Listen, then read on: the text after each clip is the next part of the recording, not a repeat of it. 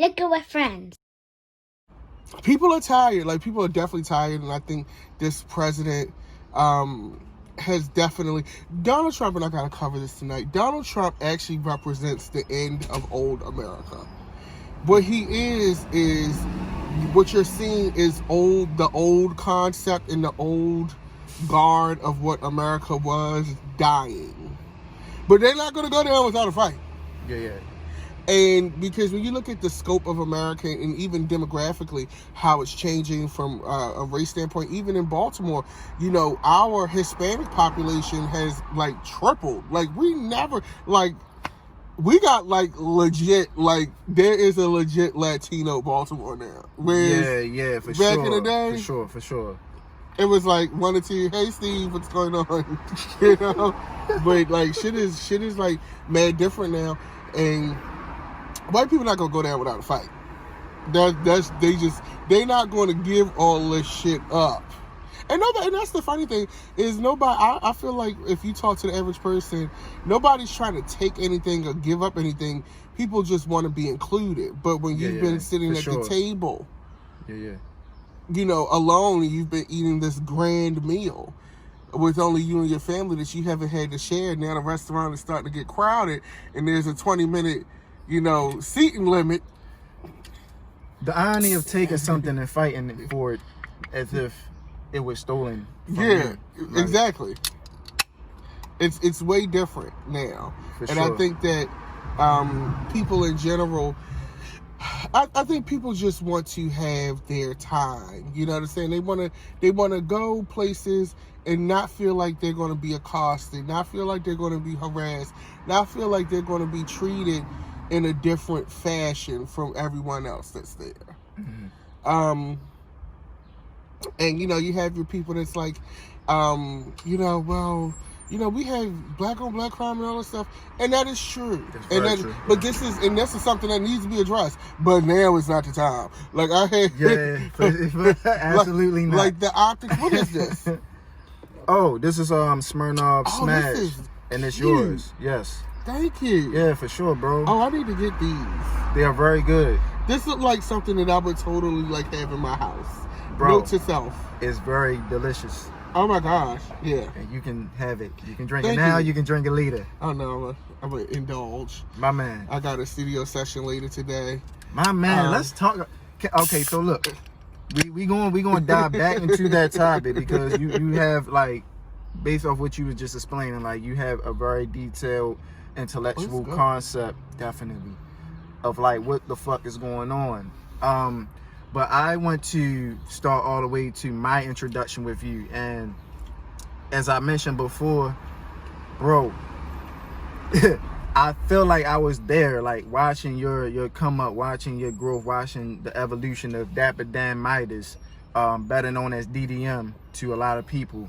Let me go back to a quick story. So it was this, once upon a time, in Baltimore, USA, we have it. Well, I don't know if they're still running, but we had a nightclub called the Five Seasons, right? Mm-hmm. Five or four? 5 seasons, right. 4 season hotel. Okay. 5 seasons, and we had like weekly hip hop events, and then we had a battle event that happened every last Thursday of the month. Yeah, Star Wars, I think. Okay. Yeah. All right. So, me and my good friend at the time, we used to anticipate these Thursdays and shit because these motherfucking battles, I'm trying to tell you, I'm surprised they ain't in fights and shit, man, because niggas used to go at niggas' heads. Yeah. And this man to my right used to fuck niggas up. I never seen him take an L in a battle. Ever. And I'm just like, yo, who the fuck is this nigga, man? And this nigga was just so... I think you used to come by yourself. I ain't never see you with no crowd or nothing. You just come by yourself, get on that stage, and they were freestyling to a beat. It wasn't... I don't even think you knew who you were battling. No. It was like a tournament type of... like the way it worked, they had like a champagne bucket, and they had all our names in there. The host would pick a name, and then you got to pick. You did get to pick who you went against, but the name that she would initially pull out, C-Level pull out, would be random. So you never know if you was like, it was like the Hunger Games. It was really like the Hunger Games. It was crazy. That shit was exciting, bro. Like, I used to just go there like as a fan. So from afar, like, I admire you as a spitter. You know what I'm saying? You already got the battle rap shit down pat, and I mean, it used to be wolves on that motherfucking stage. Like, yeah, it was tough. You had to just come with it, because I remember it was you, and if my memory is pretty good, but it's bad sometimes. It was you, and then was another guy named Verbs. He had dreads. Verb is super nice. Yeah. He is still super nice. I actually think he's better now. Yeah. Which he should get better with time. Yeah. Verb Hazardous. Hazardous. Yep, the light skinned nigga. I remember he had the tattoo. We was young then. You feel what I'm saying? Like, shit, like early 20s. I might have been like 19, 20 when this shit started popping off, man. Yeah, it was definitely different, and it was different because what I liked about that experience was you didn't have to come in there with 800 people. It was smart to do that, but if you were really good, it wasn't a lot of shade on the floor. Like if you really ate, you ate that nigga. Yeah. And it was undisputed. The only time it would get sketchy is if it was close. Yeah. And you came along. Yeah. Because then, you know, it's like that factor of just looking popular. Even though you frying a nigga, but he got his entourage and shit, it don't look as if you doing that. Yeah. So, yeah, that's dope. And then fast forward, you know, I started, like, because even around that time, I wasn't even really taking rap serious. So when I started taking that shit serious, I randomly found myself back in the same building as you, but you had a studio session. I think it was you and Kane Mayfield. I don't know what conglomerate y'all was under at that time, but y'all was in the same, like, I guess, like, that rap. was Mania Music. Yep. Mania Music. It's a lot of history that DDM is associated with. So we can go to the rap battles, the Mania Music, because y'all had some dope individuals in there, but I just know it was just you, DDM. I mean, you and Kane Mayfield and the engineer that everybody was going to at the time. B-Lat. Okay, B-Lat. Yeah, so. And Dwayne Headphones was the primary producer. Okay. Who actually, it's a funny story about that. We in Headphones, I had stopped speaking to him. We stopped speaking like for years after Mania. I want to say a strong 8 or 9. And Dwayne ended up producing most of the Ballad of Omar. Which? See, the thing, I can't really put my finger on like your transitioning, but you'll go into many transitions because you are, I would consider, like a student of the game, hip hop and shit. Like, and that's why, like, again, like your evolution, like, for one, I just want to say I'm proud of you for so many reasons on a personal level and musically, and we gonna get to all of that because like your last project, soundtrack to a shopping mall, which you didn't put out, but then you released for like 48 hours. But I was just trying to figure out why you just ain't put that shit out. Let me tell you something. It's crazy. Like with the music business, and this is the thing. I think God did not bless me with nationwide or global success early or even yet, because I had to learn. And unfortunately, coming from Baltimore, our kids, our artists, they really have to learn the hard way. Like, there's no big homie that reaches back. It's not an institution like a New York or an Atlanta or Los Angeles. Unless you move to those places, which initially I did not want to do. You have to learn the hard way. And with Soundtrack to the Shopping Mall, you know, I had got video done, cover done. Me and Josh had plotted that all out and everything. But you gotta make sure that paperwork together. Just because you wrote the song to the beat don't mean it's yours. You know, you have to have your business together. And I released it. I still had to pull it down because I got cease and desist. That was like, I felt on your important. fucking music. I felt on your shit. That's crazy. But I felt that here's the thing, rappers, like, even if you're working with, sometimes it's best to just buy the beat outright. Because even if you're working with a producer, that if you're working together, yes, you're working together because Soundtrack to a Shop Mall was going to be shot to a label. Until the ink is dry, you like, even then, you still don't own that beat. Even in your publishing, when you go to ASCAP and you register those records, or when you go to the Library of Congress and you registering your copyrights, you don't own the music composition.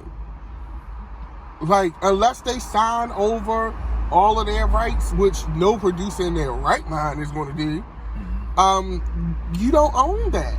You know what I'm saying? So even though you may have sat and carved out this whole, you know, storyline and concept and the shit banging, you and your engineer sweating it out, making sure everything right, you gotta make sure that your business is together. And I will go on record and say that my business wasn't together for that, and that's my fault. But I worked really fucking hard on that album, and somebody was gonna hear that motherfucking album. I know you did. I mean, no, I don't blame you, man, because that's some shit. I mean, whether or not, like, you know, the whole producer-artist relationship shit can get real finicky at times. You know what I mean? And it's unfortunate because you sitting here, you got a goal, you got a message that you trying to get out there, and you just want your music to be heard. Because I'm pretty sure, like, just like with me, I just did the shit because I love making music, and I was able to, like, God gave us these gifts, and everybody can't learn how to do that shit. Like, it's just natural when you creating this. It's you got to do something with it. Right. You know what I'm saying? It would be a disservice to yourself and God for you to not, like, take advantage of your God-given abilities and shit. So I get it. Like, and sometimes it gets discouraging because it's just like, yo, this shit ain't even really supposed to be business. Everybody that you engage or have an interaction with or network with should feel the same way. Like, yo, let's just do this shit guerrilla style. Whatever comes from it. We know it's a business. So let's talk about the business later, but let's change the world and show motherfuckers that niggas is different here. Cause like I say all the time, like, Baltimore niggas is copy, but we can't be duplicated. You know what I'm saying? Like, we got a voice to be heard, and that's like one of my mission statements with doing the podcast here, man. Like, with the business shit, once I found out this shit was all business, I didn't want to do this shit no more. Because I didn't start out, it wasn't business when I started. It was love. It was just like, I seen niggas like Biggie, Hype Williams videos and shit like that, Missy Elliott, Busta Rhymes, Wu-Tang, Snoop Dogg. I want to do this shit. This shit just looks fun. So when the shit started feeling like it's associated with X's and O's and 1, 2, 3s and all this algorithm bullshit, I'm like, I'm good. But I still want to contribute, you know, make some type of contribution to the culture and whatever, any way I can. Now, where I say all of that to say, like, that could have been that tribulation for you to just be like, fuck it, I don't want to do that no more. And I'm pretty sure it was a lot of times even before then, because, like, yo, we came from that era where, like, again, you had to battle niggas on stage, and then even in that era, Baltimore wasn't Baltimore what it is to this day. We just had our own little small market, and that still wasn't really enough, because you could have dropped a motherfucking project a week after you fried a Verb or a Has, and nobody would have gave a fuck. You know what I'm saying? We didn't have the luxury of going on Twitter, Facebook, Instagram. We ain't had that luxury when we came up and shit. And that could have just been the end of DDM, and nigga, you would have just had your Al Bundy stories and told all these new artists how the fuck it was back then. Like, I'm doing this shit. But you still here. You evolved, you're so relevant. People know who the fuck DDM is, even the younger artists, and they embrace you. And I just love to fucking see that shit, man. Like, I love to see that. So it's definitely in my eyes, it's definitely crucial to always be a student and always continue to evolve. But that's something that I just had to do. If I didn't do that, it just wasn't gonna work. And this is what I love. And so sometimes when you love something, you have to learn the hard parts about it. You have to learn contracts and syncs and, you know, the business piece and all of that stuff. You know, you gotta unfortunately learn that too. Because even if you build a name and things like that, people are just not gonna work hard for you like this. This is so true. Nobody's going to work for you like you work for you. And that is just the bottom line. A lot of my stuff, I pay for it out of pocket myself. There's no backer or financier. Man, you know, I was going to ask you that, bro, because your production, that fucking trailer, when you had the guy as the news anchor, I'm like, yo, this nigga is different. I told you that. I said, yo, you are different. Well, you know, my mind, I've always had a very conceptual mind. So, like, for me, I always look at each project as a new thing, a new film. I treat it like fashion design. I treat it like filmmaking. Yes, this is DDM. Yes, this is the same guy that's been around for a while now. But this is a new chance to introduce myself. I think that I've shown over the years, at the very least, at minimum, on a local level, that I have range. And that is something that I always wanted to showcase and always show people that, you know, yes, we can do a beautiful gowns and it's pop and fun and great. And then we can do a Ballad of Omar. You know what I'm saying? Like, why not? And that's the transition. I was just like, yo, this nigga. Cause like when you went to Beautiful Gowns, right? I said, okay, this is, you know, his lane. And then of course, like a few years back, you publicly came out. So I was like, all right, this is it. You know what I'm saying? This is where we gonna go. This is where we gonna stay. And I ain't mad at it. Man. It's like with to cover you, you gotta go back, then you gotta go forward, then you gotta go back again. Like, I don't know if you ever did you see The Last Dance? The Michael Jordan documentary? I love that. You notice that the dopest thing about that documentary, they went back, then they went forward, then they went back again, then they went forward, then they went to the middle. It's like, you gotta do that with you, because it's like, if niggas wasn't really following or covering your story, you gotta kind of do that to understand, like, what took you from point A to B. But then you still, you know, sometimes you may be missing some key points. Then you're like, shit, wait, let's go back again, because I forgot to mention this.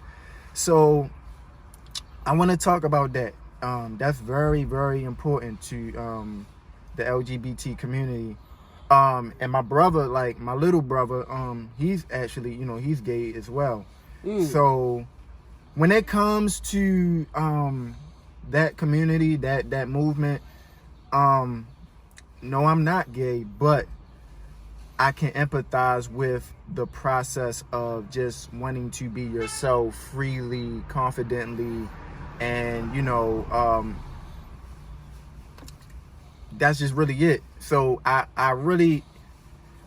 hate, bro, like, I hate when gay men and women have to go through those processes, that prejudice to just be them. You know what I'm saying? Right. Like, because my little brother go through the same shit. You know what I'm saying? For a while, like, and I feel like I have like a domestic experience with that, because I grew up with him. You know what I'm saying? Like, we lived in the same household. He did things differently. And when I was younger, because we're 7-8 years apart. Oh, okay, gotcha. So I'm that older brother. Like, why you want to play with like these girl dolls and shit like that? And every young man, like straight or gay, went through those transitions, especially when you may have older sisters. So what else you gonna play with except for baby dolls and shit like that? Right. But he would do that shit, like, he would actually share those experiences, he those interests and those things. And I didn't understand it. And I remember one time, man, I called him gay and I didn't even know what the word mean. I just thought, like, that was just like a derogatory term, just when shit just a lot of niggas just think when you just being a certain way or you just You're a acting faggot, whack, yo. that's gay. Like shit like that. I used to do that, nigga. And I got my ass whipped for real because my mother knew what it was, but I ain't know what it was. And I hurt his feelings. I wasn't the best brother to him. You feel me? I was mean to him and shit like that. So like I'm like, I don't know. I feel like I gotta protect that side of that community sometimes when I see some wrongful shit happen, you know what I mean? Because I look at it like, man, that's my little brother could be going through the same shit, you feel what I'm saying? Not to mention he gay, he's a black man. So it's two different barriers that you guys gotta fight, you know what I'm saying? And especially with you being a rapper and coming up in our generation, the prejudice and the fight that you had to fight, walk me through like your mindset and just as far as, all right, I'm just gonna say it. If you already know it is what it is, if you don't, fuck you. What took you to that level of thinking like, you know what, I'm just gonna just put it out there. This is what it is. Honestly, it just was like one of those things where it was never really it was an issue to me internally with something that I'm dealing with in my own personal life. But from a professional standpoint, from a artist standpoint, it really wasn't an issue for me. I found that it was an issue for a lot of other people, especially in rap. You know, my voice is naturally a little higher pitched when I talk. When I rap, I'm like sound Michelle like Biggie, nigga. Yeah, like, it's like that Michelle thing where it's like, hey, what's going on in the studio? Then I rap, it's like, yo, when I fuck you up, it's like, you know what I'm saying? It's like totally different. Yeah. But like for me, it was never really an issue. And when I came out, it was more so to say, hey, guys, this is who I am. We've addressed it. Now we can move forward. You know what I'm saying? Let's talk about this music. Let's talk about, you know, what I'm trying to do, the visuals, things like that. And I felt that it was really hard for the rap community to get over that. And as a result, I spent many years upset with, and I just posted something about this on my social media. I was very upset with black people for a number of years.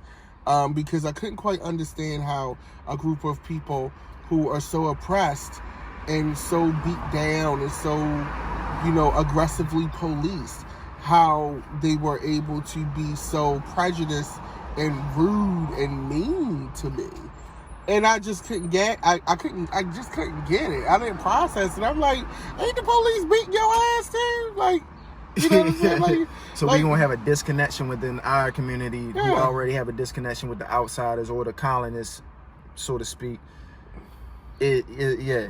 I understand you, brother. Like, it was crazy to me. And I was like, you know, so much is deep rooted in, you know, religion and things like that. And, you know, I do come from a religious background, and I do have my own religion. You know, I am a God-fearing person, but I also am under the belief that I can only be the person that I am. And, you know, so for a while I distanced myself from the community. I started working more in the DIY sector, doing a lot of parties, a lot of, you know, warehouse performances. DIY sector also is the first demographic. And DIY stands for do it yourself. Thank you. Oh, okay. Oh, you said DIY. DIY. Okay, okay. Do it yourself. That's right, like a right, whole right. different scene. They was the first demographic that was paying me to perform. You know, I never got paid to perform except for like if it was a battle and it was prize money. But I never got paid to perform, and the DIY scene kind of introduced me to that. And was like, hey, you deserve to get this because you're delivering this, or you're bringing this amount of people out. So, you know, it was more of a problem. Like I said, just to sum it up, it was more of a issue for other people than it was for me. So I just figured out how to address it. My man. And that's unfortunate because the way I look at that shit is that it's a whole different, like, spectrum of like thinking. Like I look at it like with my little brother, like when we talk, we ain't talking about the people we fucking with and shit like that. I mean, even when I'm talking to straight men, we ain't talking about the people we fucking with. Of course, we have that common ground where we see a girl and it's just like, hey, look at that girl. But that's just not that's just not the ultimate like topic of discussion. You know, we talking about shit that we are personally interested in, and we just leave it at that. And I think sometimes, man, like I kind of just feel like men who have to feel like they gotta put up a defense mechanism when they get around a certain group of people. You know what I mean? Not just gays, but just like people that they just don't understand. I look at it like you gotta kind of question yourself as a, you know what I'm saying? Like, are you who you are, who you want to be? You know what I mean? So it's a lot of questions and concerns about like the method to like people's hate. I mean, because I'm just gonna call it what it is. People kind of display a level of hate towards certain individuals because of you know, where they differentiate at and shit like that. But when you did that shit, I was just like, man, that's what's up. Because I feel like it's a lot of motherfucking artists, a lot of men who just can't find the courage to just say, this is who I am. You know, love it or hate it. And you know, but honestly, if I was a singer or in a different medium, I think my sexuality would be a very matter-of-fact issue. But being as how I am in art form and a genre that is, you know, very street-oriented, very steeped in, you know, machismo and things like that, that's why it was so important and it's so groundbreaking. But if I was like an artist or like a visual artist or like in fashion or in film and things like that, it'd be like, oh, he's gay, okay. Yeah, that's true. But with rap, it's like, oh my God, the homosexuals are coming to invade us. It's like crazy. It's like ridiculous. But I think that is that, and on the flip side, like, you're good. You know what I'm saying? You're I would good. like to think so. You are good, bro. Like, you're fucking good. Like, you're good, and you've been fucking, like, it just kind of, it's a shock value and a mind fuck, because again, if niggas wasn't there, they just don't understand. But I was there when you was at 5 Seasons fucking niggas up.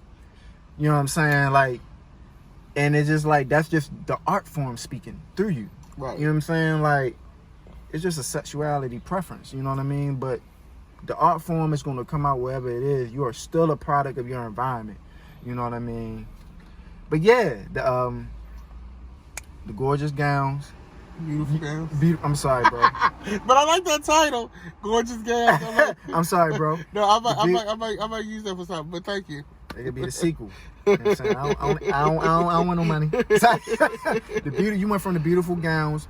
On that cover art, you had the blonde wig, right? The blonde finger waves, yeah. The blonde finger waves, and then you went from that to the Ballad of Omar.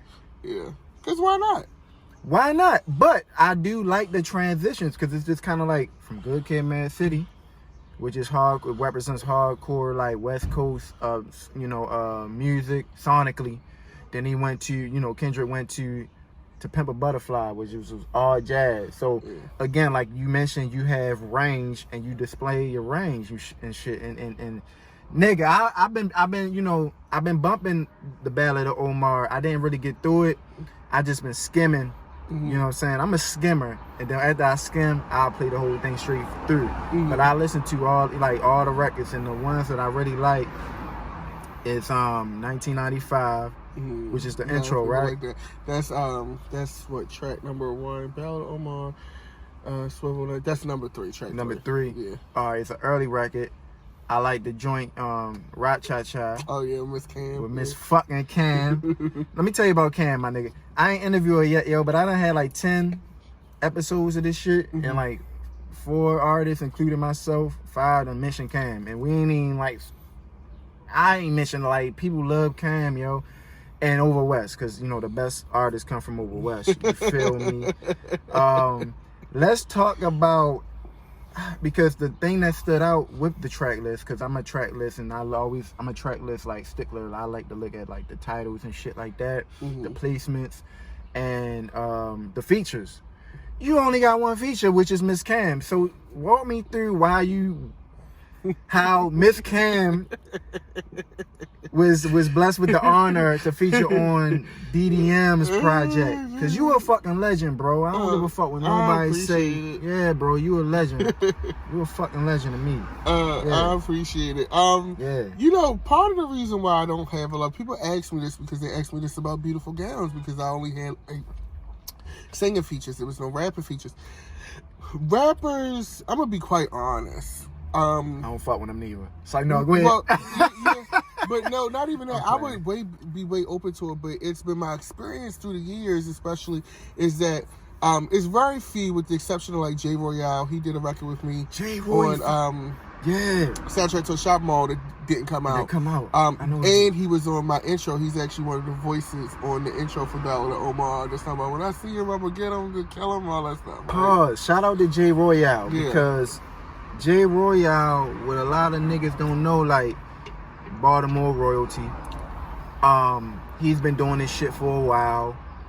Nigga, a hardcore rapper. You know what I'm saying? So when I saw that you still had that relationship with like I guess what we consider like the street rappers. Yeah. I'm like, nigga. And the fact that you put them on your record because you on a whole different wave where you not really working with niggas like that we came out with and shit like that. You just in your own lane. So for the fact that you put Jay Royale on your shit, knowing like what you're on right now, it spoke volumes to me. Like you still kind of have an appreciation for that realm of artists. I love. Here's the thing. I always love the streets. The streets just didn't love me. Yeah. I'm from West Baltimore. I grew up in Garrison, Park Heights, Rogers, like the whole section. You ain't chicken coop? Yeah, I mean, that's what it is. I used to get my Easter shoes from Cinderella's. Like this is Spalding and Park Heights. Right, you know what I'm saying? I'm like from Park Heights too. This is right. So these are like the things where, you know, I've always, you know, some of my favorite people have been, you know, hustlers and things like that. That's what I learned. That's why I had to be great at rap. I was not raised in a weak environment. So that's why that is. As far as Miss Cam is concerned, I saw it at the Crown. I really enjoyed her. My friend Chaotic was like, you gotta hear this girl, Miss Cam, you know, she's dope. And I'm like, okay, because they always say people so. I'm like, okay, whatever. And I also too, as a person that absolutely used to love female rappers, I've grown skeptical of them to a certain degree. And that's not due to sexuality or gender. That's skill due level to neither, right. That's content. due to content. I can't relate to the content as much as I used to, and also to consistency. Okay. So I was like, okay. So I go and I see her, and she, you know, did an excellent job, and we just started talking and vibing. And I came across the Ra Cha Cha record. I actually had another record, but that one I didn't really like how it was panning out. So I said, I'm gonna sing you this one, Cam. And she came in, knocked the verse out in no time, like a champ, very professional. You know, and I just enjoyed the experience. And I still talk to her. She will send me a text message every now and then. And, you know, because of course with COVID and everything, nobody's out. And, you know, I just really vibe with her. As far as like other rappers are concerned, like Jay, Jay's become like a brother to me. You know, because he the only one that really kept it 100. And it wasn't like now I think with the release of Ballad of Omar, niggas is coming around. Finally. Post my coming out. But like with me, because I had such a hard time getting features, it's such a hard, like yo, that's why it's no features. You don't want nobody to rap features. Because everybody's like, oh, we think DDM's dope, but we're waiting for that grand person up top to say DDM is dope. It's not because I don't think it's because people don't think I have the skill set or the talent or I don't make great music. But it's like, do I want to associate myself with this type of artist? But if this person says it's great, I'm going to keep one foot in the door and one foot out. Now, another person who I think is like, oh, we need to do a track together with Stars. Like, Stars, I'm not going to front on Stars. He was always consistent. We just haven't had that record where I was like, oh, this is the record that me and Stars should do. So, like, that's the thing, but it's not like, oh, DDM just doesn't like to do features. I would love to work with other people, but I'm so used to having to keep it moving. The band has to play on. Yeah. You know what I'm saying? I can't depend on you. So if this one girl from over West Baltimore Camus, yeah, say that. who is slightly bangy but has a heart of gold and is beautiful, wants to work with DDM, and we gonna get this record done, abso-fucking-lutely. But you know what's so dope when I follow Cam on Twitter, and when she was tweeting about doing the feature, she said, I have a legendary feature with an artist. She didn't say it was you. I didn't know it was you till I saw you post her verse on Instagram. So I was like, nigga, yes. Yeah. So they know what the fuck it is. It's a lot of, sometimes people not gonna publicly give it up, and that's just a issue I got with us and as a city. Nobody gonna really publicly give it up till either it's too late or you just like, I don't give a fuck no more. And you do get to that point. You get to a point where you're like, you're like, whatever. Because you have the people who, it's two different, it's always been tiers in Baltimore. Like, yes, DDM is known, he's been around for a while, but DDM doesn't have the followers or following or height of like a band hunter is or a Take Cobain or things like that. Now, granted, my race is very different. I've had a very different type of race. Right. And I used to, I had to be real with myself. Because I used to deny that that's why I wasn't working. And then I had to sit with myself and say, well, Emmanuel, that's my birthday. You gotta not be so, because I would be so hard on myself, like, especially because I put so much into my visuals, so much into how everything is presented. Everybody knows at this point, if DDM's doing a release show, it's going to be a production. If DDM's putting out a project, it's going to be together. Yeah, I know. I've seen it. And in my mind, I was like, well, why did I have 100,000 followers, and why am I not, I just had my first label meeting last year, like in your first in your entire career? My entire freaking life. Let me see. Ever. I've never, but they're just had a starting. Label meetings. I had the management meetings, but they were like management, like with big. Yeah, they were. I didn't even have that. Yeah. Like, so, like, my first label meeting, and shout out to Hustle Simmons, Shout out to Hustle Simmons from Chicago. Yes. I know about Hustle. Who has been, helping me with certain things along with this journey.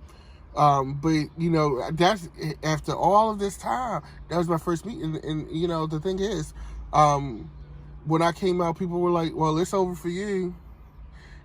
But I understood why they would think that way, because up until that point, the way the world is, sometimes, like, I'm gonna be real, I'm the type of artist that I had to wait for the world, because how things are now in 2020 are not even the same as they were in 2010. Right. You know what I'm saying? And I think that now DDM could put out a Ballad of Omar, and they get in. I love that black men in particular love this project. I love all your shit though, bro. Like, but no matter if it was beautiful gowns or this, like, I don't give a fuck about none of that shit. Like, I like music. I love that black men love the Ballad of Omar, because it was made from the experience. Like, nobody speaks about the experience and the essence of being a black man in this city or in this world with nuance. It's very black and white. It's very stark. And what I love about the reception, like, especially for black queer men, is they say, I finally feel seen, in a way that is realistic. Like, because nobody talks about the guy on the block or the drug, like one of my first, I've never dated that much, but like the guys who I were dealing with, one of my first real loves, is doing fan time now. Yeah. He's not gonna be home till 2022. Mm-hmm. You know what I'm saying? But nobody talks about that guy. Yeah. You know what I'm saying? Like, so, like, for me, it was important for me to show that perspective. You know what I'm saying? Like, and that point of view, and give that sector of our community humanity. Yeah. That's what it was really all about, you know? Okay, so your goal with the Ballad of Omar. Who is Omar? Is that based off of The Wire? Yeah. Okay. Loosely. Okay, I figured. Loosely. I figured. And let me tell you something crazy, and a lot of motherfuckers kill me for this. I never seen an episode of The Wire. But I'm gonna tell you, I have a legitimate reason. And then I get the same reaction. But I feel like my reason is valid. Because honestly, I feel like the representation of our city is never like on point. Okay. So I never really had an interest of watching The Wire. But a lot of people from here kill me for it, so I'm guessing this is spot on. Here's my thing with The Wire. Okay. So, people are like, oh, we're more than just The Wire, which is true. Because, let me tell you something. They always want to hear the traumatic aspect of your life when you go into, like, these professional meetings and things like that because of where you're from. But when I did Ballad of Omar, right? Knowing what Omar, the character that Omar is, he's an openly gay character. He's a stick-up boy. Okay. He has several boyfriends throughout the show, throughout the series. But he's highly respected, whether even though they can't stand him, because liking and respecting is two different things. But he's highly respected on both sides of the fence. And you resonate. And I was like, huh. And I was like, how can we do this? So, like I said, Ballad of Omar is the first. Beautiful Gowns was a table resetting. It was like, this is what I can do. I wanted to showcase my songwriting skill. Ballad of Omar is the start of a movement. It's the start of me really going for this shit. Okay. And like, on a national grand scale, be it in a pandemic, but on a real level. And so with this project, like, I'm saying, let's take this series and these characters that people, you know, like, oh, we're more than The Wire. No, I'm gonna flip that shit, and I'm gonna embody that. Like, I'm putting out another project in late October, early November called Dookie, which is based on one of the kids. And I use these characters and these concepts to tell my story and the story of my city in a way with honor.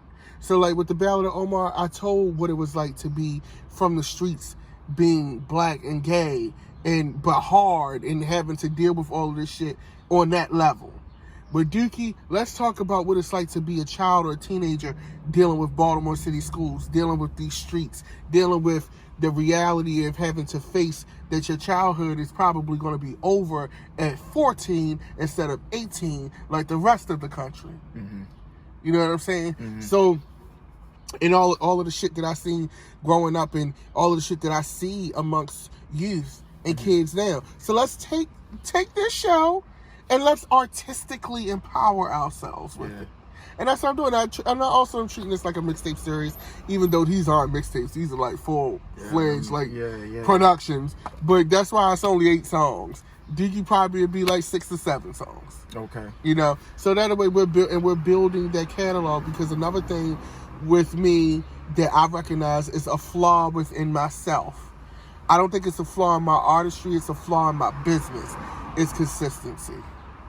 People need to, in today's music market, if you're not at a certain level, like Kendrick can take 2 years. But Kendrick's at a certain level. You're not at Kendrick level. Right, you're not at Drake level either. Right. You know what I'm saying? But I have to build that consistency. Mm-hmm. I have to tell the listener, both locally and nationally, because I have a lot of national listeners now. I have to be able to say to them, and they have to be able to say, DDM's consistent. He's going to be here. He's worth investing my time in. Because in a time where people have a million choices for music and there's a new artist every day, why should I invest in you? True. So that's how I look at it. No, that's a humbling aspect and approach to this shit. I think what where you benefit from, granted, no, you should not take a year or two off at the level that you're at. But when you come with it, you come with it. Like, oh yeah, you make sure like niggas got to pay attention. It's gonna be the don't, yeah. That's what I'm saying. So I I think when you do come out and drop these projects, your rollout compensates for the break you taken. Well, yeah, it's gotta be good. And I think about people like Elton John when he was turning out 2 albums a year during his peak in the 70s, and 2 albums a year. 2 albums a year. Shit. Like, I mean, part of it was the coke. Shout out to Elton John, but he was turning out classics, like great records.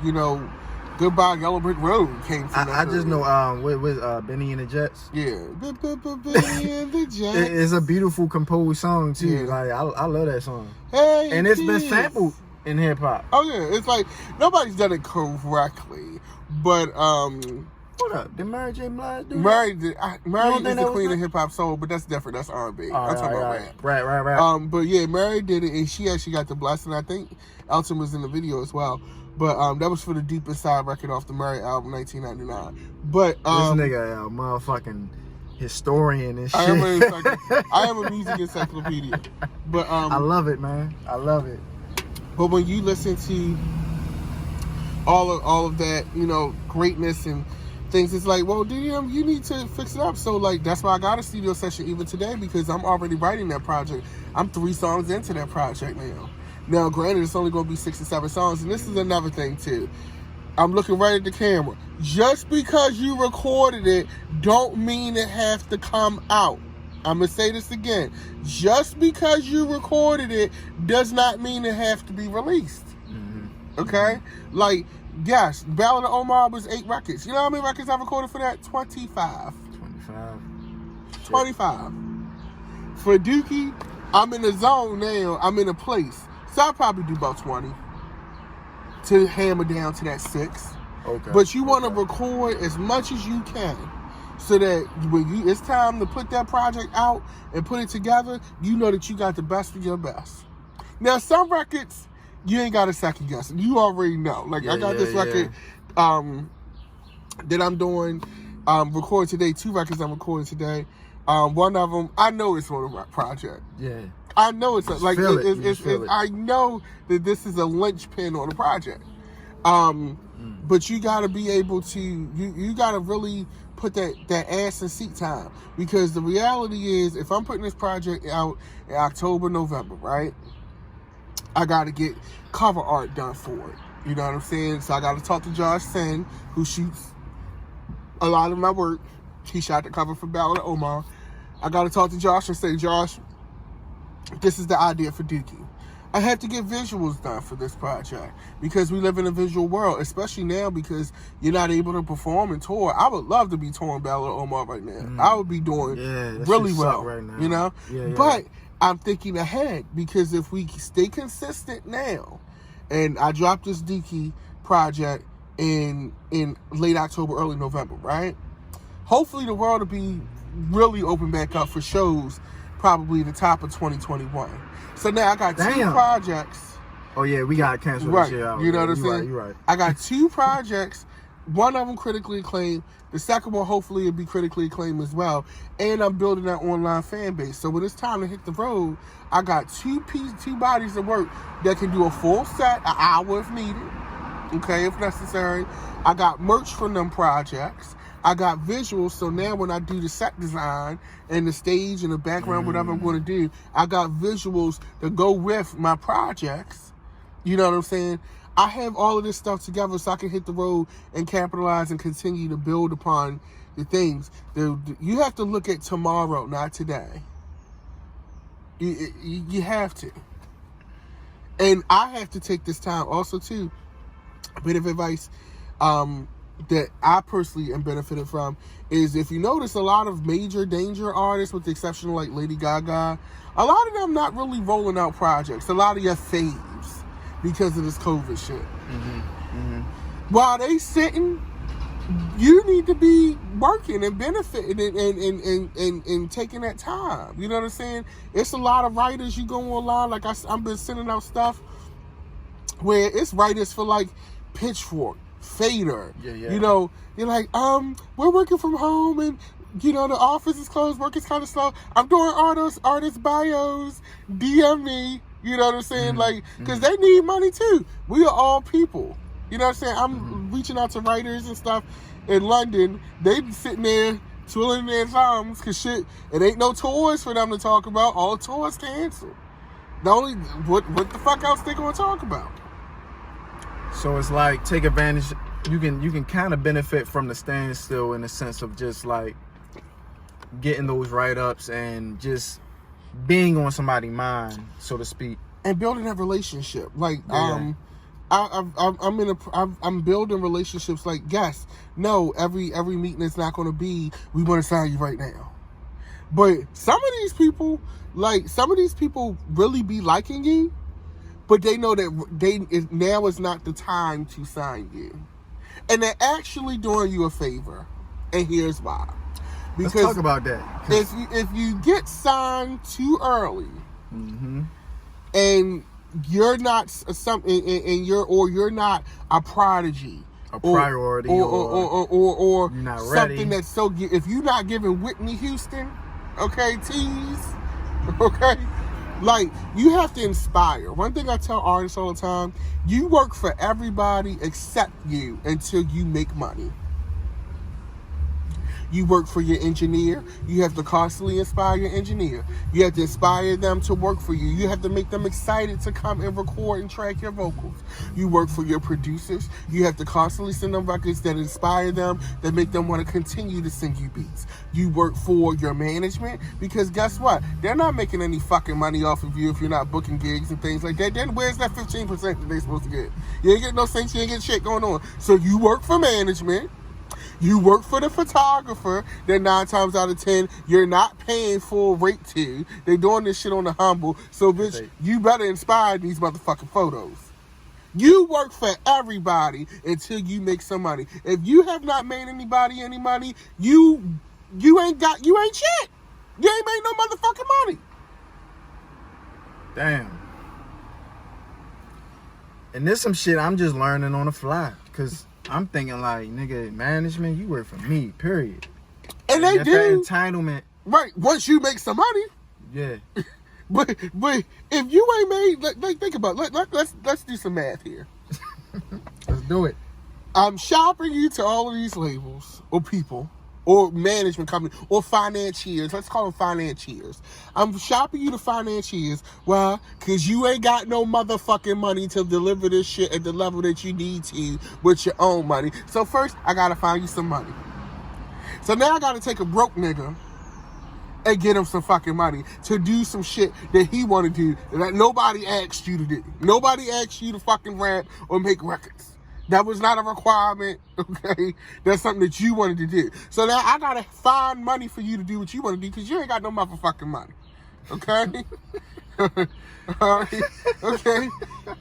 Then, if and when I find you this money, I'm still not getting no money because you gotta pay this motherfucking money back. We gotta make sure that you look a certain goddamn way. We gotta make sure that your hungry ass is eating every day. We gotta make sure that you got somewhere to lay because we can't have you laying on the street. Then we gotta pay because you don't know how to fucking talk to the press. We gotta pay for you to sound like you halfway fucking decent or you got a high school education. Hey, yo. Okay? Like, we gotta pay for that. Then you don't know how to, like, one thing I love about Megan Thee Stallion is she does her own makeup. That is such an expense that she doesn't have to pay for, and she does a great job at it. You know, but if you don't do that, we gotta pay for. If you're a female artist, we gotta pay, and if you're a male artist in some case, we gotta pay for your fucking makeup. We gotta pay for hair. We gotta pay for nails. We gotta pay for clothing. And you can't just be in a Hot Topic outfit. You gotta have Louis Vuitton pieces. You know what I'm saying? You said Hot Topic. We gotta pay for all of this shit for you to even try to get 1 million Spotify streams, which is only $10,000. $10,000 is your studio budget, and that's being nice. So yes, you work for everybody but you until you start making some fucking money. Shit hit different. Shit hit different when you hear the real. You feel me? When you break it down. Now, fortunately for DDM still works a 9 to 5. So DDM, you know, when you fat, black, and a faggot and rap, it's harder to get money for you. So your black ass got to have a plan. Okay? So guess what? I gotta work 60 hours a week and punch that clock from 9 to 9. Okay, because the videos ain't cheap, especially with my imagination. No, he say, she say. Check that video out. You know, I thought niggas are just doing this shit off the muscle because this niggas just got the vision. Oh no, I mean now, granted, they give me the indie rate, but the indie rate still ain't cheap. Mm-hmm. You gotta pay for that. Let me break some shit down. I know we're going off thing, but let me break some shit down, okay? Really not though. They need to hear this. If you're doing a real music video, and I'm not talking about some run and gun shit. Shout out to people doing run and gun. It's great. Pull up was run and gun, but it still looked a certain kind of way. Some bullshit. I'll say it. It's some bullshit. But if you're doing a real video, and here's the thing, you want, you know, such and such, you know, director to do it. You got to pay for that director's time. You got to pay for the editing room. You got to pay for your locations. Okay? You got crew working. Guess what? Nobody wants a hungry and angry camera crew. So guess what? At the very least, your ass got to go to Whole Foods or Walmart, buy some bananas, waters, you know, granola bars and shit like that. Because a hungry crew or an unhappy crew is not good for you. Okay? Then you got to pay for the makeup people. You got to pay for the stylist people. If you got set design, you got to pay for that. This is not, like, understand, if you would, like, motherfuckers really be under, this is not the 90s. Motherfuckers really be under the assumption that something is owed to them. And they haven't made anybody any fucking money. When I did He Say, She Say, yeah, Nick was very generous with me on the rate, but I still had to pay him. Right. And he had to edit that. Right. Okay? But he had conditions. He's like, bitch, you got to feed my crew. We talking about breakfast, lunch, snacks. Christopher Schaefer, I need to use your spot. That's gonna come with strings. Like wardrobe, especially for a 3 and 4X motherfucker like me, that shit ain't cheap. I can't just go up in H&M and shit and get some shit and put it together and that shit look alright. Yeah. You know what I'm saying? Then I'm a big bitch. So I gotta have, you know, I gotta have my motherfucking labels on. Like, I can't wear no cheap ass stuff. Them bitches gotta be Chanel's or Louis Vuitton. That shit ain't motherfucking cheap. Right. Even if I'm borrowing the shit, it costs money to borrow the shit. To get these stylists to go and pull that shit, they don't just pull that shit and it's like, here. That's how they make their motherfucking money. Yeah. You know what I'm saying? Like, motherfuckers need to understand how this shit really be working. And like, motherfuckers see my shit and they think it look easy, think it's easy. I ain't gonna hold you. You ever see that Rick Ross video? I was one of them motherfuckers. You know, motherfuckers, you know how much it costs to get a video animated? And I got 2 of them. That's what I want to talk about. Liquor with friends. I show my girl, because I always show my girl like who I'm interviewing and shit, and I always give her like a quick little summarized background, like the shit that I was just mentioning earlier. Like, I always mention that to my girl, and I was telling her like, yo, I showed her the Lulu Vision video. I was like, yo, this nigga's just on a whole different level. He ain't take it to the live, you know, the IG live, which would be cool because I think you would have did some dope shit on that too. But I said, this nigga, like, he did the Lulu Vision shit. This shit reminds me of a fucking Saturday cartoon special. And it was bizarre to the people that don't understand how the creative mind work. They might not even thought it was cohesive. Yeah. But that's the beauty of your mind, your brain. Like, you even had, like, I want to say, like, that shit kind of gave me the motivation to put, like, commercials on this podcast. Yeah. Like, you had, like, your shit went from the introduction, which was animated. Then you went to, you know, it started off with the, I think Oprah. Yeah. And another album, yeah. Okay, all right. It went from that. Then it went to the cartoon. Then it went from the cartoon to the news anchor shit. Yeah. It's just like how you went on TV. It's gonna be a props. Yeah, like you had like short little skits. You had advertisement. Then you went to the fucking, like, you took the WCW shit, like the like, what was it, Monday Night Nitro? Monday Nitro, yeah. You did that. Then you did the live performances with the backdrops and this shit. And then you had the wardrobe changes. Nigga, like the dopest shit. What song was that? What's the song? Like, you had the astronaut outfit. Yeah. I'm like, this nigga, if niggas don't respect that, like, niggas just don't fucking understand what the fuck is going on. And I'm like, thinking to myself, like, she was just like, this is very dope. This is creative. I'm like, yo, this nigga is different. You know what I'm saying? This nigga is different. And niggas need to really be put on notice. Like, this shit is probably the most powerful shit you gonna see in this city. And it might take a while for niggas to respect it. I mean, the views are there. Like, the views are fucking there. You getting like, up there. But if niggas don't respect that, like, you know what I'm saying? Like, fuck them. Like, but I respect that shit because this is the type of shit that be going in my brain. But I be like, nigga, I ain't got the funding for this shit. And the thing is, I'm gonna tell you the interesting part about the Lulu Vision project. I had already had the 2 animated videos for Swivel and for the Ballad of Omar done prior to Lulu Vision.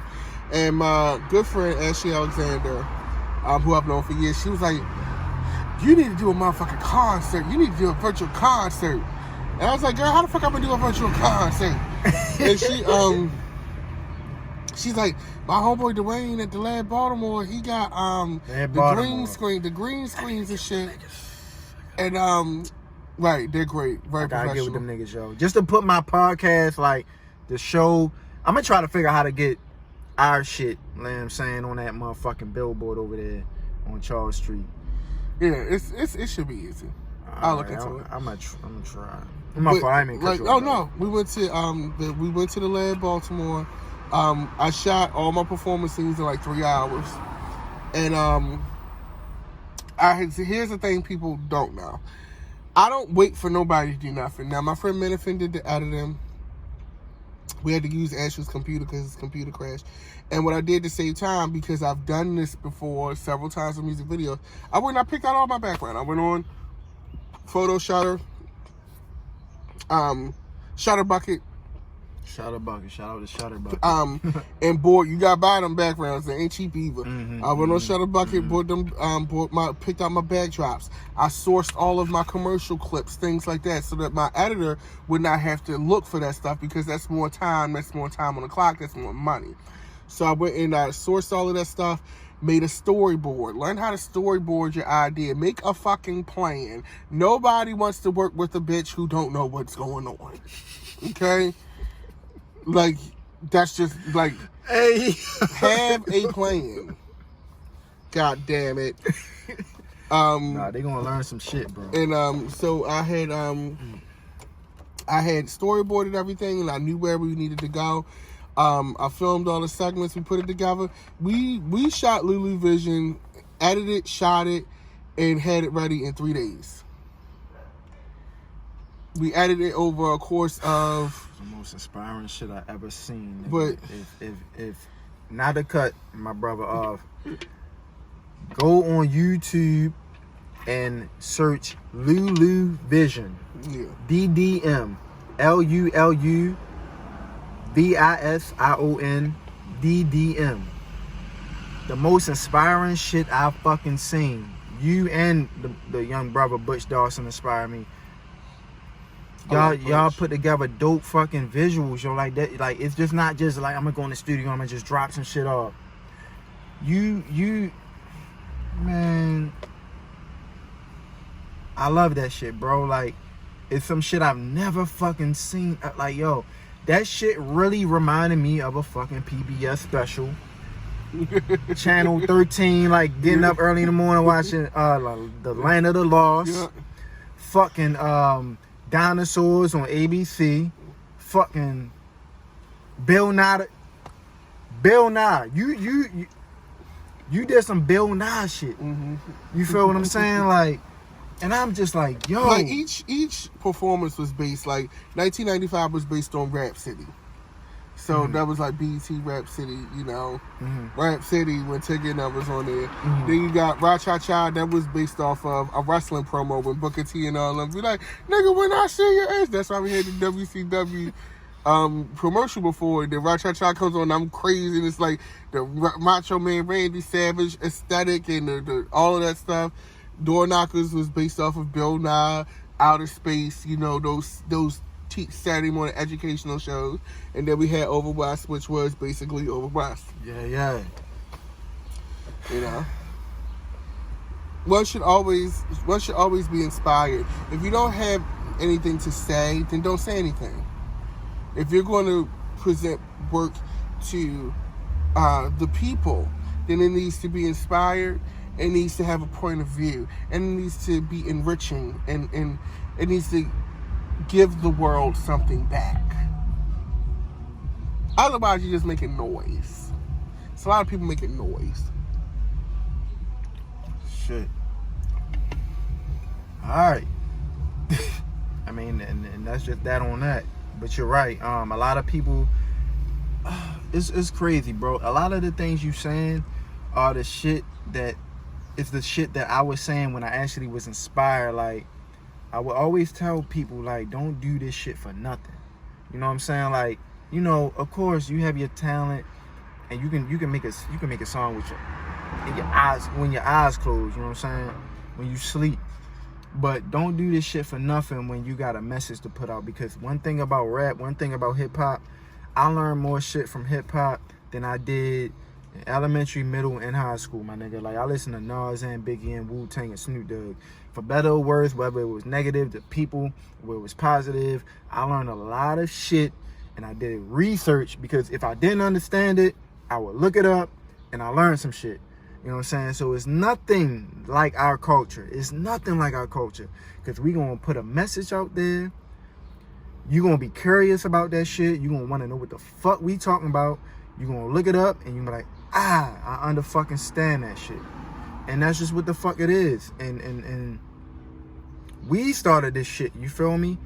You know what I'm saying? Like, and then just Baltimore culture, like, in itself, aside from just the rap shit, is like, people are embracing Baltimore culture as a culture on a, I guess, more so a civilian level. You know what I'm saying? Like, oh, I like the way these niggas talk and shit. Nobody talk like them and shit like that. But what I got from that is like, niggas love what the fuck is going on here. You feel what I'm saying? So we just gotta fucking keep pushing, yo. It's so much shit. You feel me? I didn't even address with you, because you went through every transition. I feel like in each era, each transition to each era. You feel what I'm saying? And you still here, bro. You are still fucking here.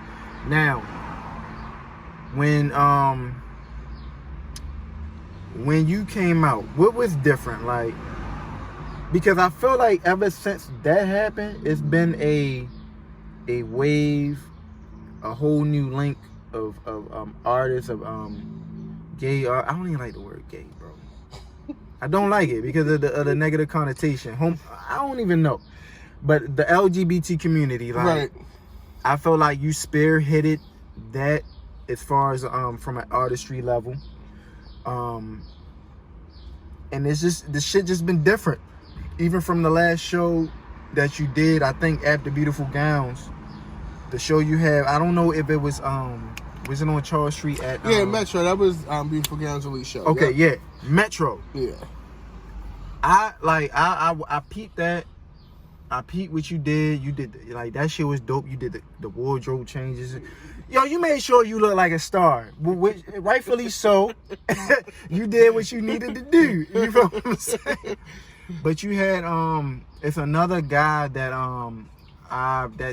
that's kind of been passing my timeline that I don't know anything about, and I'm sorry for fucking up his name. Is it some Cold? Oh, Chaotic Couture. Oh, so that's who you talking about? Yeah. Your friend.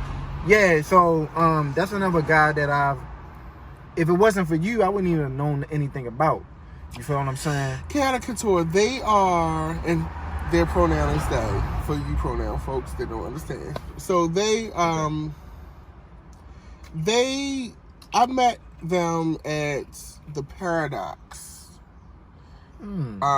years ago. Like, I want to say back in 2011, 2012. So you've been doing that kind of stuff. And it's been a progression for them.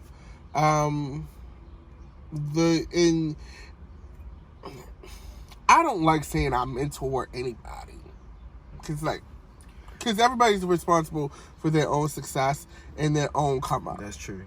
But That's true.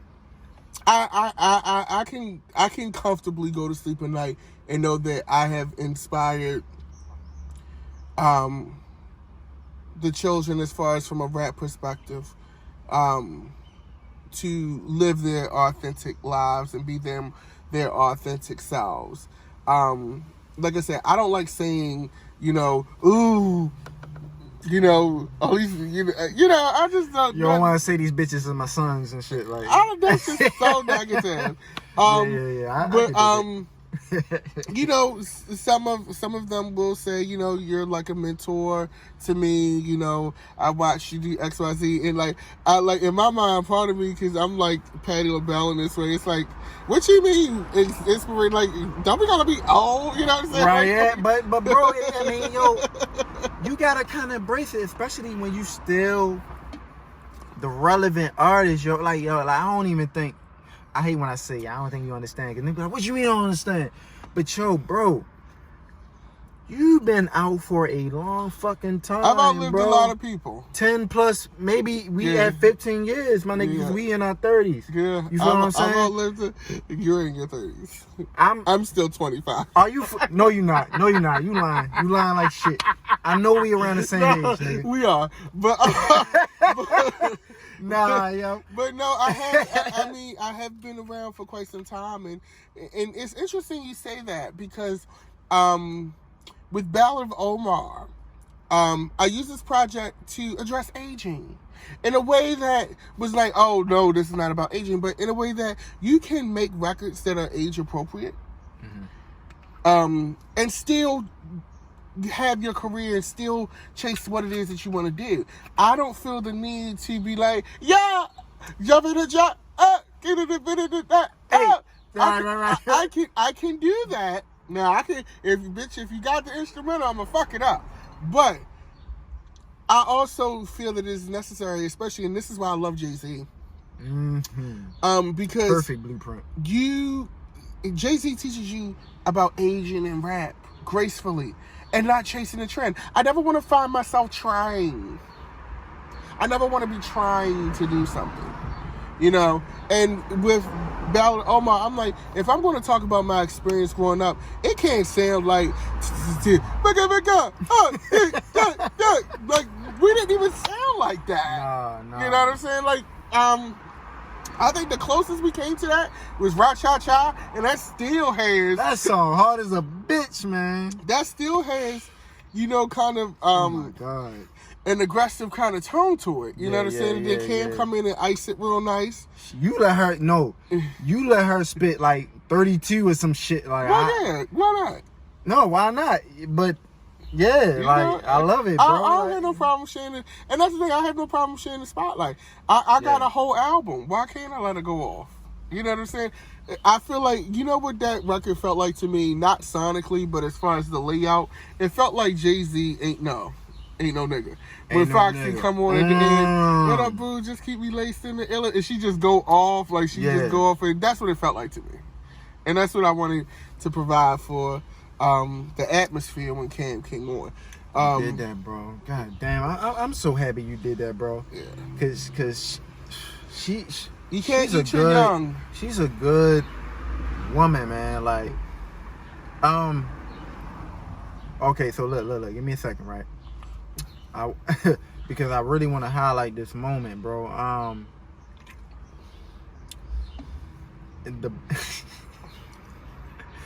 This is one of my niggas I looked up to. The battle between you and Scar Akbar, bro. How the fuck that?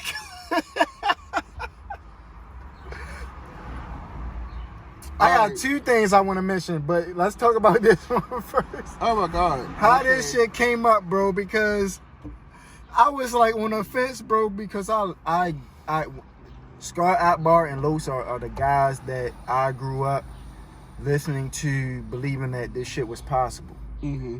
So I was a little torn. Very much so. Very much so. I was a little torn.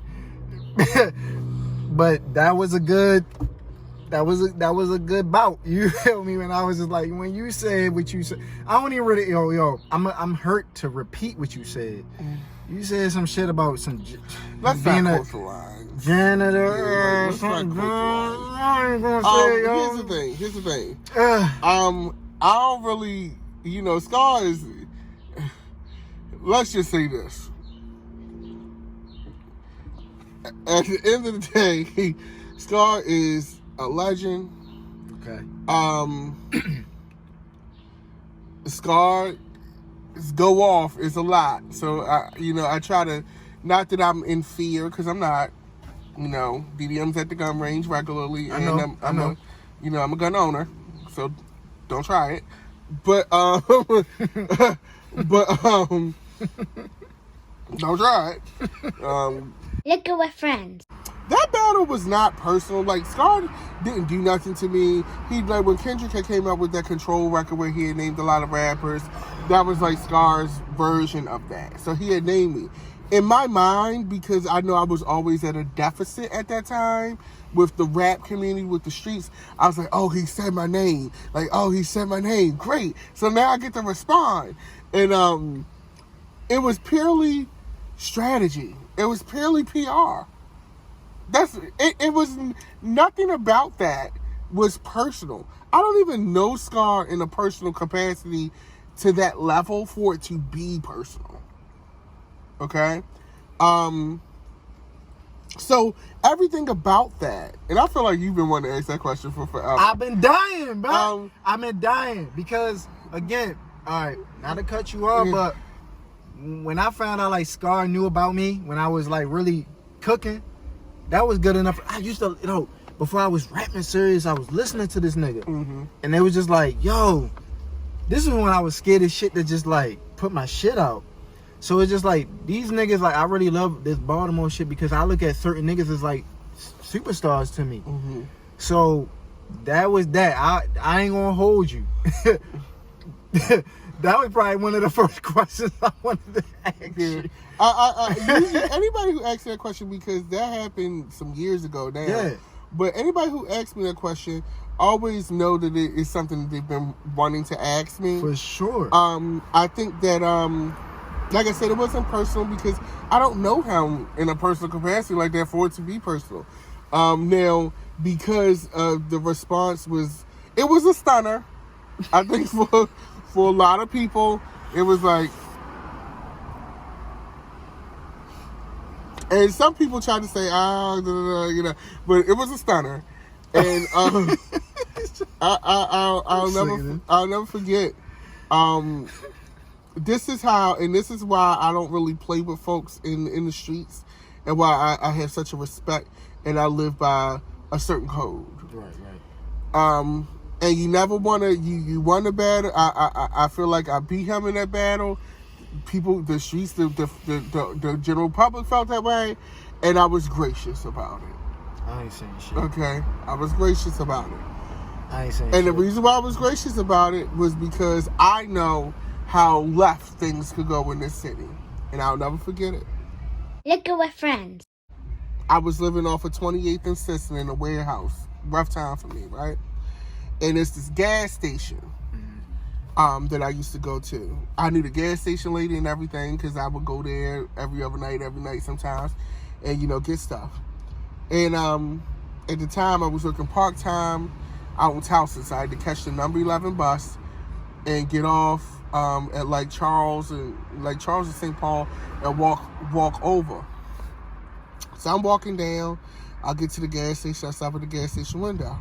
This white Mercedes coupe pulls up in the gas station. Now, mind you, this is like a little after 12 at night. You know what I'm saying? 12:30, something like that. This white Mercedes-Benz coupe pulls up. I see two guys get out the car. I recognize one of the guys. And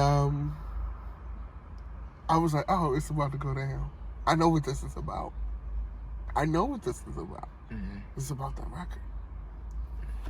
And so I'm like at the window, and I'm getting my stuff.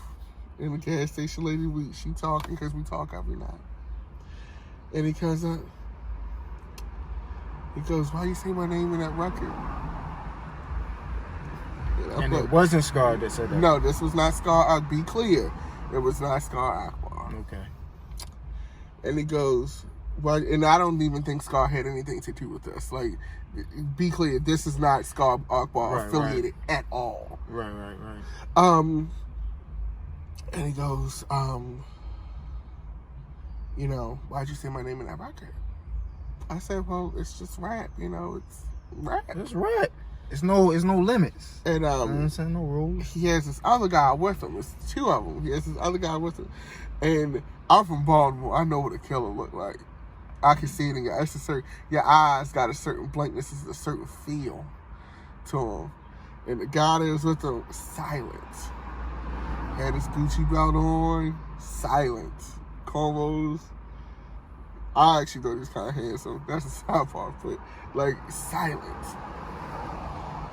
He's like, don't put my name in no record no more.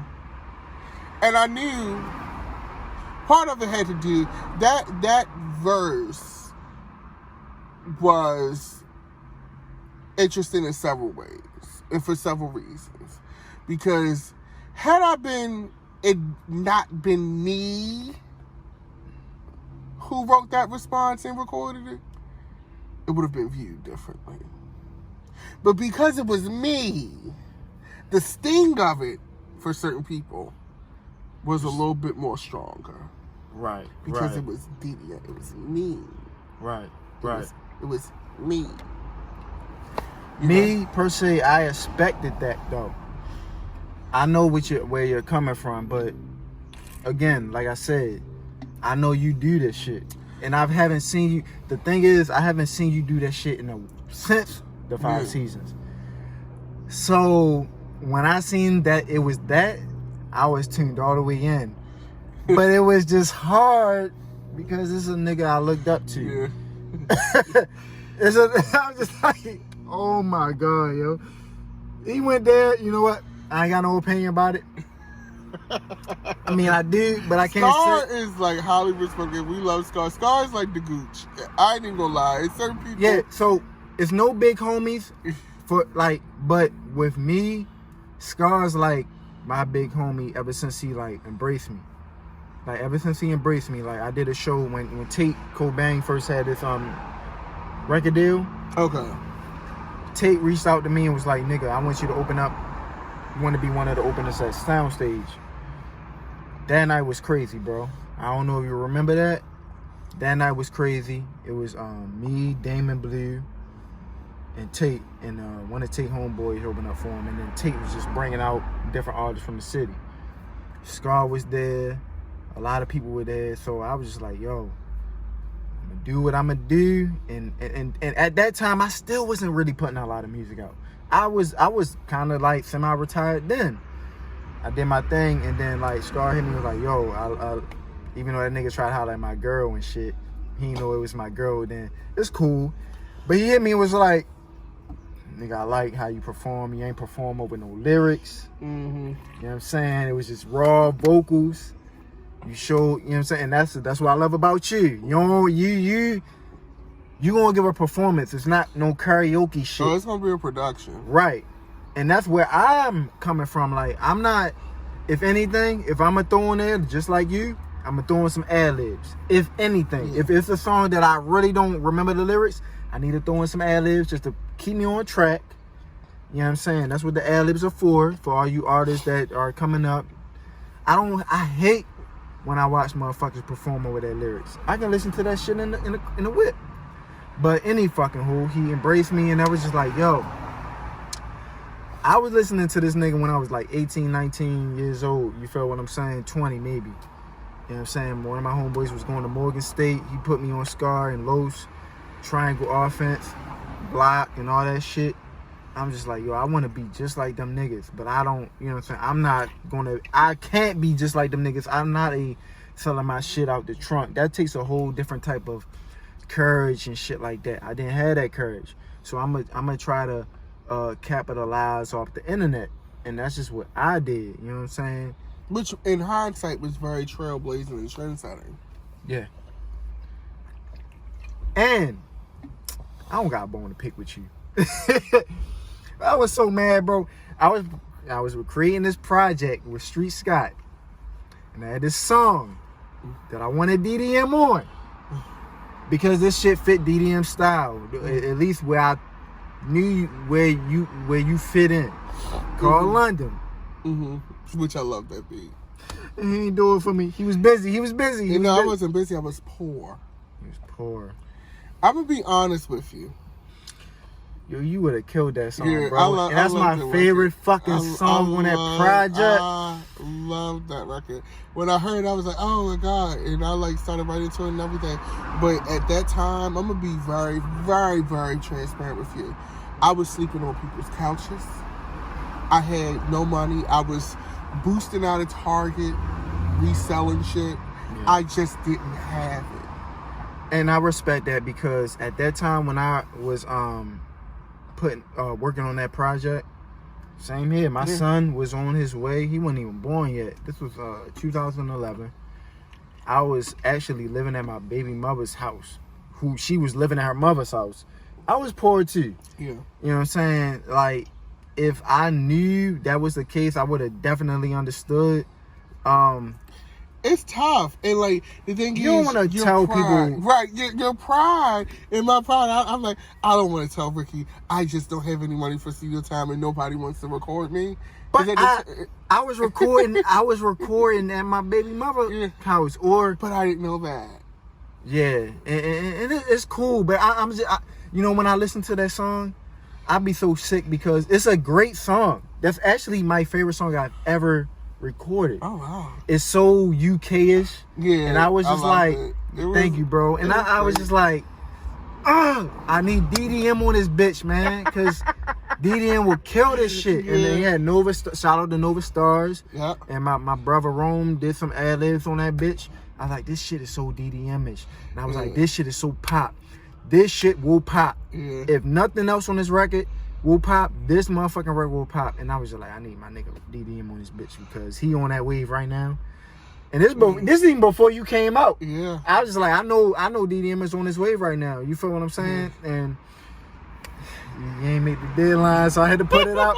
I had to put a second verse on that bitch. I was like, But one thing I respected was when it came out, I felt that you felt bad that you didn't make it because you liked it. Yeah. And you actually apologized and was like, bro, I'm so sorry. You know what I'm saying? I was just like, you know what? I have a lot of pride, and that's one thing that I'm constantly working on is like, I've always lived under the assumption and under the mantra that nobody cares when you're doing bad. And it's really not their problem. And like Max and I'm going to tell you, Like Maximilian. Yeah, you know, shout out to Maximilian. Maximilian will tell you, like, I have no problem talking about how far I've come, because Maximilian will say I was like living with them. They were like keeping me alive. Shout out to DMV Jams, because we ain't even touched that chapter. Yeah. They were keeping me alive. They didn't even, I don't think they knew it, but I think they knew it, but we didn't realize what we were doing. They were developing my artistic mind. And like, I know if I had asked Max, I need to go to the studio and record this verse, he'd have did it. But at this time, and you know, gave me some money to do it. But at the time, this is now, fast forward, this is like 9 years ago. I was just meeting Ryan, who is my go-to engineer in my heart. Which, if at that point we didn't have the relationship we have now, if I was in the same situation, I asked Ryan today, Ryan, I need to do this verse, but I got the money, I can't pay you to this, he'd be like, okay, no problem, let's do it. But at that time, at that time, it wasn't like that. You know, we were just meeting, and I was sick, bro. And so that's the, and I'm glad that we're having this conversation, because I think a lot of things get misinterpreted, or feelings get caught over things, because we're thinking one way here, because this is a city of pride. We don't like to tell each other our business and things like that. Right. But sometimes you need to break down and have that conversation with your artistic brother, your musical family, and say, look, it's just not going well. And the thing is, because it's rap, and we know that we use things against each other. Yeah. No, let me tell you. No. Let me tell you something about me. I would have never did that shit to you, for real. Yeah. Now, it's been some niggas, like, I ain't gonna hold you, bro. And we can talk outside the record. It's been some niggas that I've called my brother, who did some fucked up shit to me, bro. Like, fucked up shit, like, indirectly. And we not friends anymore. You feel what I'm saying? And that shit kind of hurt me to a certain capacity, where as though I just don't, I'm just like I'm a Virgo, bro. When I love people, but once it's fuck you forever. Yeah. But it's like, if we got some history, I kind of battle with the history. It's the history I battle with. But I'm gonna tell you this, bro. I never was upset with you, because at that point when I was creating that record, I understood, like, niggas be busy. And that's just what I thought it was. I was just like, nigga, you Niggas was was poor. But the thing is, it's like, all we had to do, if we had had that conversation, because I was poor too, bro. I wasn't even working. Yeah. I was just a nigga that just wanted to make some music, and made some music with niggas that I actually respected on a musical level. I ain't give a fuck with who you were as a person, any of that. Like, I'm still mad, not mad at you. I'm mad that you're not on that record, because I listened to that shit like, yo, that's a fucking dope record, but DDM ain't on this bitch. It's so crazy, because I remember when you sent it, and me and Max had listened to it. He's like, oh, this you all the way. That's why I sent it to you, yo. That is why I sent it to you. That's the first thing Max said. I'll never forget it. He was like, this y'all love Max. I need to call him. But he was like, this you all the way. And it's like, yeah, I'm right to it. And see, one thing I loved about Max made me speak up for myself. Okay. Like, there was a time when I would wait for people to ask me things, or ask for my opinion, or, you know, things like that, or ask if I needed help. I never, you know, said anything. And he made me start to, like, ask, because in his mind at that time, I think he was like, so when are you going to record it? But he's like, I'm not going to ask you when you're going to record it. I'm like, you need to say what's going on, you know? But that's really what it was. It wasn't because I didn't like the record. It wasn't because, you know, I had anything against you or anything like that. It was really because I just did not have. Yeah, no, I get it, man. And at that time, home recording wasn't what it is now. See, that's the thing. Like, I think, like, I was one of the few artists that started the home recording shit. Yeah. Because I was recording at my baby mother house. If not that, I would take that shit to my aunt's basement. All my projects were actually, if it wasn't at my baby mother house, it was in my aunt basement. Me and Stars recorded a record in my aunt basement and shit. My motherfucking son at that time was like a year and a half years old, and we just, he was noisy, but we just stopped and did that shit. We made it work and shit. Matter of fact, that day, Smash funeral. Oh, that was a tough day. Oh my fucking god, man. That was a tough day. I'm so glad. So I didn't know Smash personally, but I respected him as an artist. So the least I could do, I went to his viewing. Stars, I remember that day. Stars came from his actual funeral, and we had recorded a record that same day, and we killed that shit, my nigga. Me and him freestyling. Like, I don't write. I know Stars don't write, so me and him we just got like going back and forth. But that was a great day, my nigga. Like, I love you niggas, man. Like, I love all of you motherfuckers, man. Like, as men, as artists, like, y'all are very important to our city. And I'm just happy that you are, like, one of the artists from my generation who didn't give up, who are actually relevant, who motherfuckers from this new generation know what the fuck is up.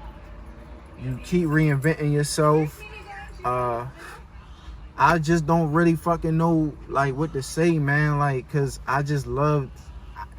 You're like one of the last of the most fucking Hikins. I feel like that. You are, nigga. Like, and I was like, oh my god. I was like, no. Like, and you are the fucking last of the most most Hikins. Because you're not the first person to say that. And I didn't think about that. Like, I've been so busy, working and surviving and creating and, reading my fashion magazines and going to museums, because that's also how I get inspired. I love museums. And I think a couple people had told me that. I was like, and then I sat back and I looked and I was like, if you ain't gonna talk your shit, we gonna talk your shit. But I didn't think about that. But I think also too is because the stereotype or the narrative is that rap is a young man's game, and it is. It is. But when I you feel don't, like the genre is growing. Like, rap when it first started, it was in the 80s. It was only 10, 15 years. So yeah, that does make sense. But now rap is going into its 40s. It's not that old. Hip hop is not that old. Like, it's you feel me?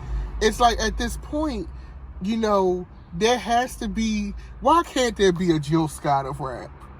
Mm-hmm. Why can't there be, motherfucker? Like, I love that Bad Boy did a 20th anniversary tour. I love that we doing these versus battles with niggas from the 2000s and shit, and they getting the views and all that. Like, why can't it be that? Why does it have to be? Because that's such an insult to the history of the genre. It is.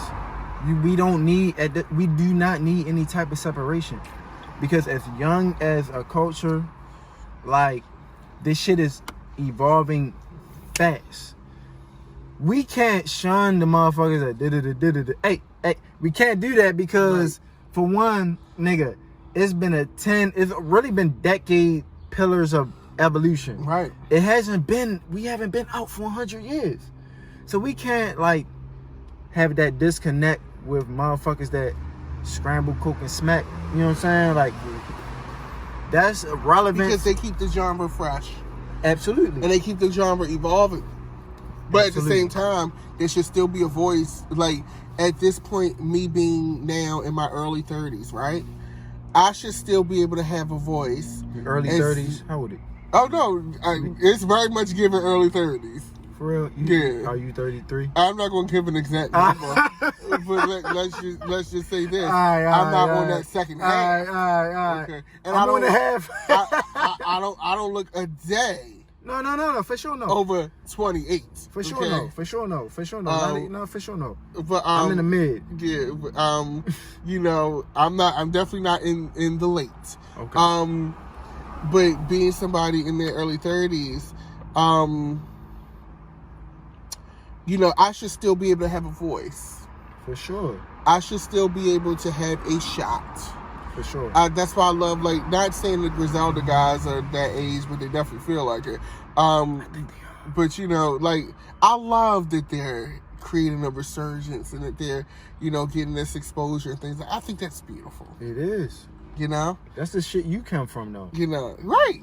And that's why it was so funny to me with Ballad of Omar. People was like, yo, this shit, like, motherfuckers, it was so crazy. Because, like, when the record came out, it just came out, but I remember the first day it came out, last week.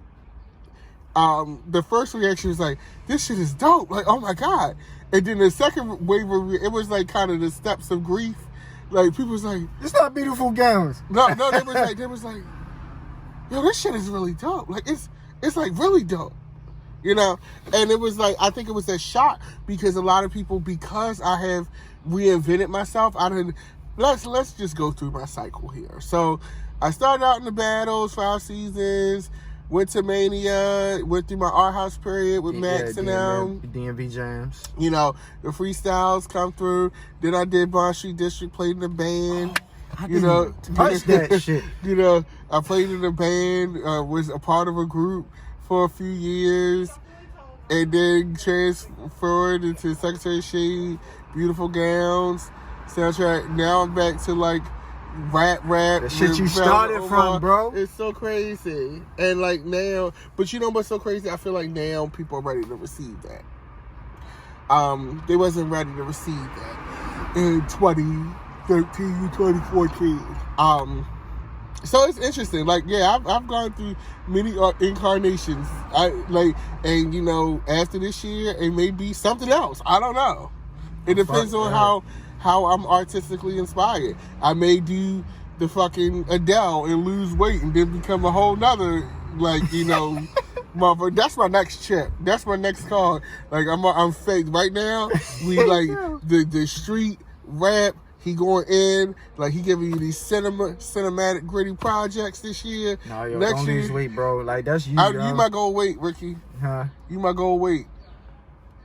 I'm gaining weight. I used to be 140. I'm 160 right now, right? Shit, if I was 160, my ass would be at all the couture. I'd be at everything. Like, pour all the Louis shit. I guess for the European cuts. All the Louis shit, all the good. I feel like that's why I'm fat now. I feel like God played a trick on me. He's like, because if we make you too skinny, you gonna really shit on these bitches. So he was like, you know what? We gonna have to make you work a little bit hard. If I was your size, Ricky, I'd be like, especially with the connects I got on pulling, I'd be like, pull all that shit, everything, like all of it, just pull it, and then you can just go in the store and just get shit off the sale rack and just make dope shit. Like if I was your size, now my head would probably be the size of fucking Statue of Liberty, but if I was your size, yo, like, I'd be in, like, won't be no black t-shirts. I'd never wear a black t-shirt a day in my motherfucking life. What they mean, European black shirts? No, I just won't wear it because I'm skinny and I can wear bright colors and my fucking rolls and shit won't be showing. My man, you see my man Fizzles? Well, yeah, he look good. Yeah, my man Fizzles, he just followed me and shit. I'm like, hold up. Yeah. Hold up, you 230? Oh, you look different. Yeah. All right. He did an excellent job. Yeah. Excellent job. So that's probably my next step because I'm going through a style evolution right now. Okay.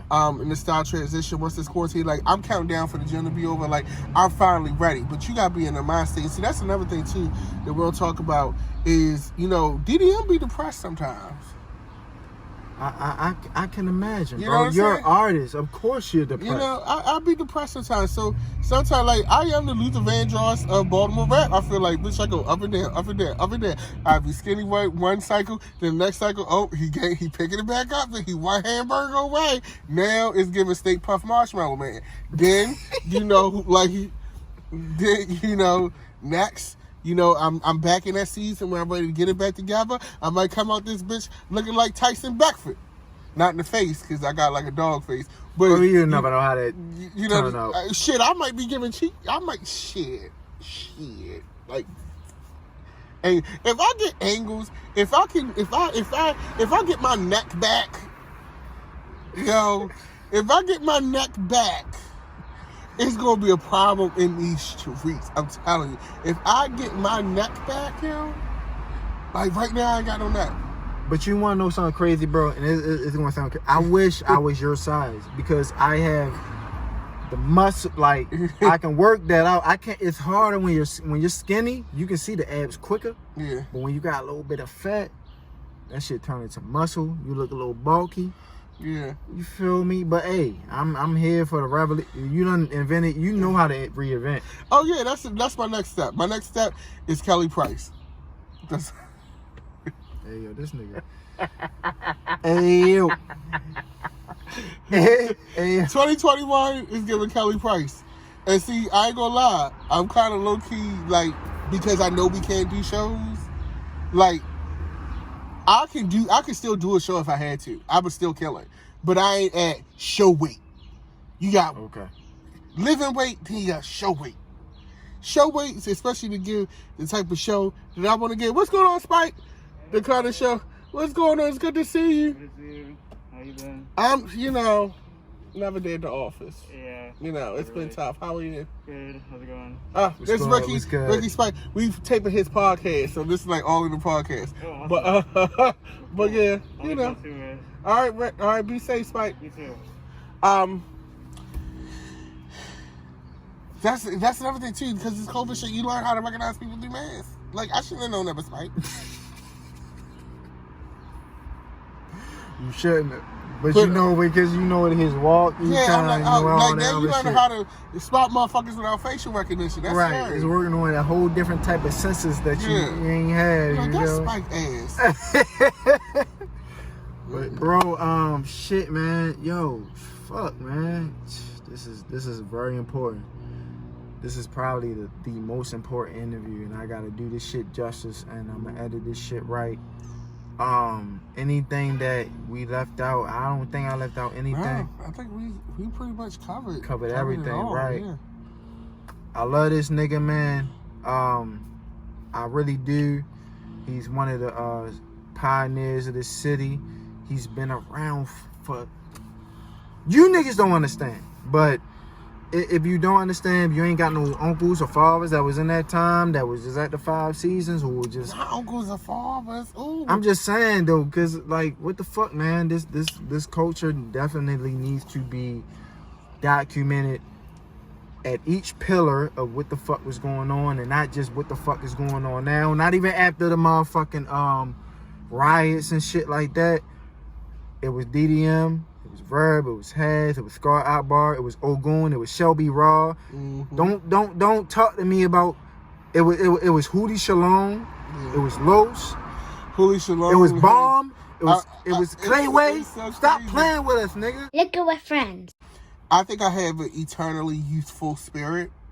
That's what hip hop does, though. And so a lot of these kids don't realize I'm the age I am until they really start to research me and look at my history, and they be like, "Oh, yeah." I interviewed this artist. His name is Lamatic. He was actually on a Butch with Friends bill, and I was like, "How old are you?" He was like, "I'm 27." I was like, "Nigga, I turned 34 this year." He was like, "What?" yeah, I thought you was 25, 26. I'm like, all right, good. I like when motherfuckers say shit like that. So as long as you saying shit like that, I know I'm good and I'm relevant in some type of level. Yeah. But yeah, man, like, yeah, what I say? I said Los, Scar Akbar, Clayway, Bomb, Comp. Because Comp is one of my favorite artists. Yes. Gwen's Falls, nigga, we know. We come from that cloth, man. I like when Carl said, yes. Yeah, that's my shit, man. Like, stop playing with me. I was glad I came up with that. I know, right? Like, that shit On the was so motherfucking hard. Def Jam Vendetta, man. We come from that cloth. So Yes. stop playing with niggas, yo. It's Liquor with Friends, DDM. Yeah, we gonna do the, you know what I'm saying? Bam. Quarantine, you know what I'm saying? Bitch. Liquor with friends.